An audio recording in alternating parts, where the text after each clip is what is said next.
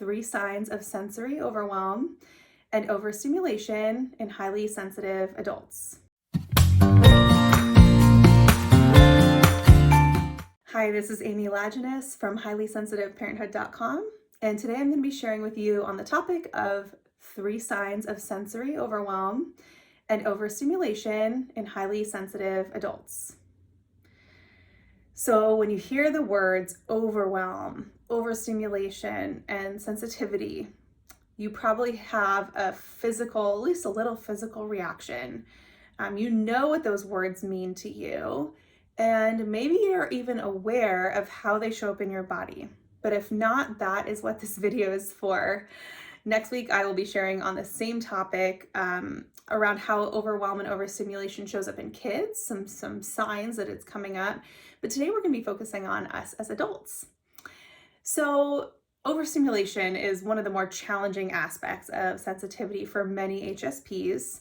Of course, there are many gifts and beautiful aspects of the trait, and it's important to recognize those too. So if you have not yet explored that, I'd love you to. Last week's post and video podcast, I kind of do all 3 at once, were focused on the gifts of sensitivity and being an HSP. So please check that out, just to kind of balance out, make sure we're not just looking at the hard parts together. That said, and one part of being empowered as a highly sensitive person is understanding what those challenges might be for you, kind of the sources of overstimulation, and then also how it shows up in your body and your mood and just in how you feel in the world. So today we'll be looking at that a little bit.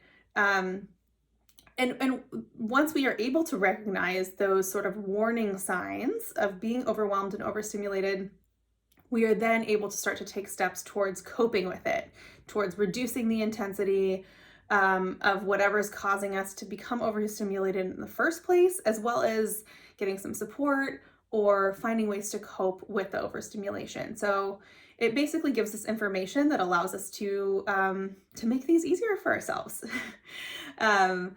I will mention now that I have 2 whole modules dedicated to the process of recognizing overstimulation and coping with it in the Highly Sensitive Parenthood course. So if this is a challenge for you as a parent, that course does a really lovely deep dive and gives some kind of practical reflection questions and tools and practices for you to work with as a highly sensitive parent to reduce overstimulation and how it impacts your life and your parenting.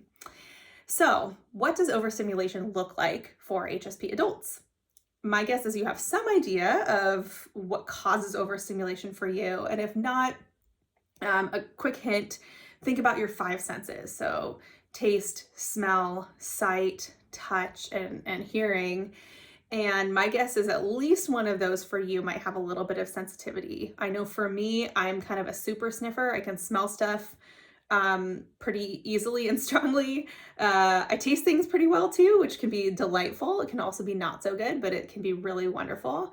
I think my hearing and my sight are fine. But I am overstimulated easily by kind of like loud noises or even like droning noises like loud fans or dishwashers, as well as like blue lights or flickering lights. Like if a light is near a fan and there's like a flicker that happens, that drives me absolutely bonkers.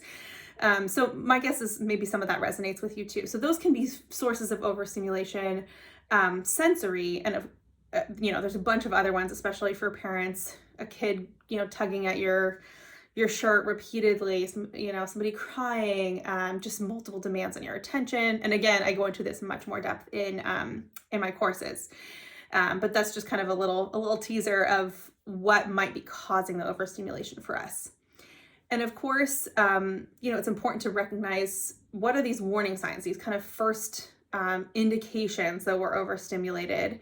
And I will say a lot of us either blow past them either because we feel like we can't attend to our needs in that moment because we have a toddler that's hungry or we have a crying baby. And I hear that. I've been there. I know what it is to try to balance your own well-being with just caretaking in general. So it's a balancing act. I'll just say that.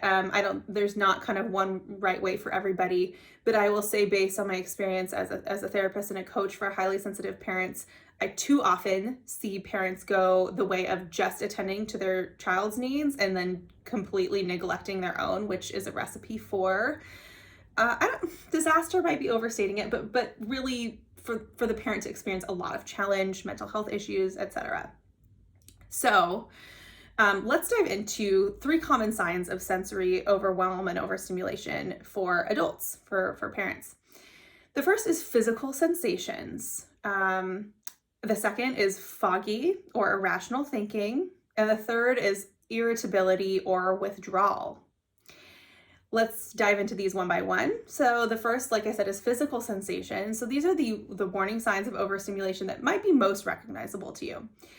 One important thing to remember here is that when we're overstimulated, our bodies, our nervous systems tend to go into fight, flight, freeze, or fawn. This is kind of a conversation for another time. It could be a whole other episode here, but our bodies basically respond as if we are under a physical threat. Like if we are being chased by a lion, our bodies respond, maybe not to that intensity, but they respond along the same lines.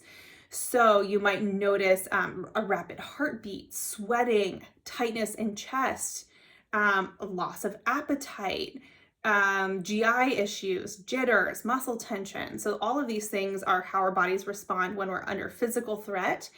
And even if we're not in a dangerous situation, even if we're just around really loud music, or if we are trying to make dinner and our child is talking to us constantly, our bodies can unfortunately respond in ways that mimic that respond as if we are in physical danger.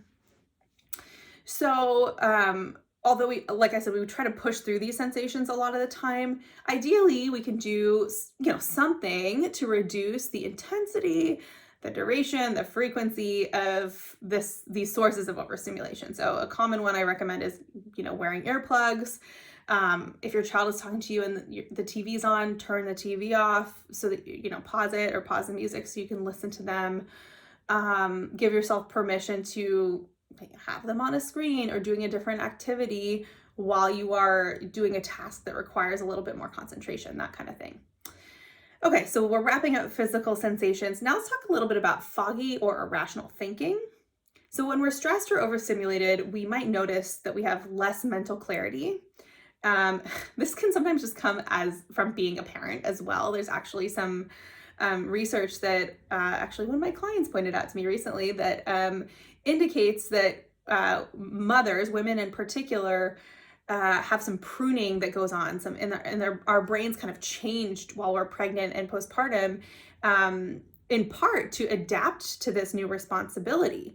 And so there's parts of our brain that, get a little weaker, so to speak, or there's just less going on there in order for us to grow in these other areas. So I know at times I felt like I became dumber when I was pregnant or postpartum. And now I'd like to reframe that as actually dropping some of the unnecessary things in order to gain wisdom and intelligence in other areas. So hopefully that feels better for you too, if that's a shared experience. So this sense of, brain fog or less mental clarity, part and parcel of parenthood to some extent for some of us, but also can show up when we're overstimulated. And part of that, again, is the nervous system is diverting resources, physical resources, into just keeping us physically safe. And so our higher order thinking can kind of fly out the window. So this can show up as kind of brain fog, irrational thoughts, kind of not being able to make decisions. I'm sure many of you have had the experience of getting to the end of a long day and just being like, I don't know, I don't know what I should make for dinner, or should I do this or should I do that? And what show do I want to watch, after the kids are in bed, and just kind of endlessly scrolling. So we kind of lose the capacity for decision making or for thinking clearly when we're overstimulated. So that, again, that can show up irrational thoughts or emotions as well, which can be a little frustrating for us. The last indication that we are overwhelmed or overstimulated is irritability or withdrawal.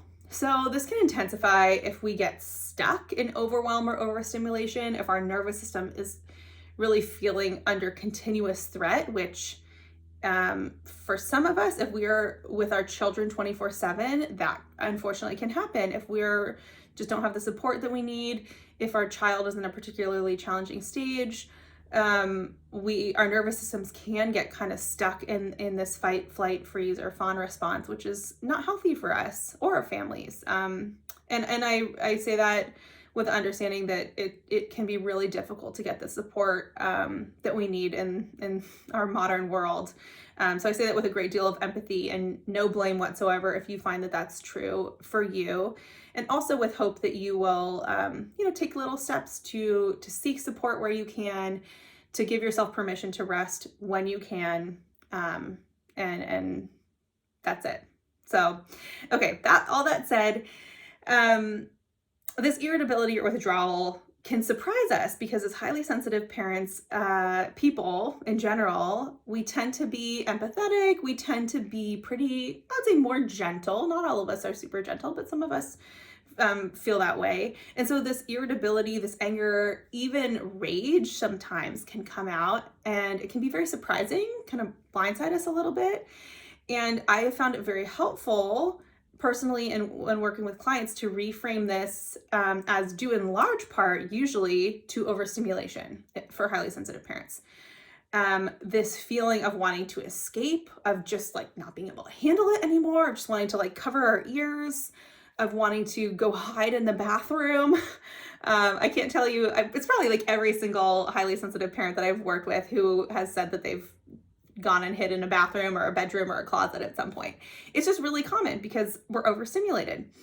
So this like jitteriness, this desire to get in the car and drive away, this escape fantasy of like, oh, I just would love to just spend a night in a hotel by myself. Also very common just for parents in general, but I think even more common for highly sensitive parents. So if you find yourself wanting to withdraw, if you find yourself irritable or angry, losing your temper, it's important to examine what role overstimulation might be playing in that, so you don't just jump into judging yourself and feeling angry towards yourself for being that way.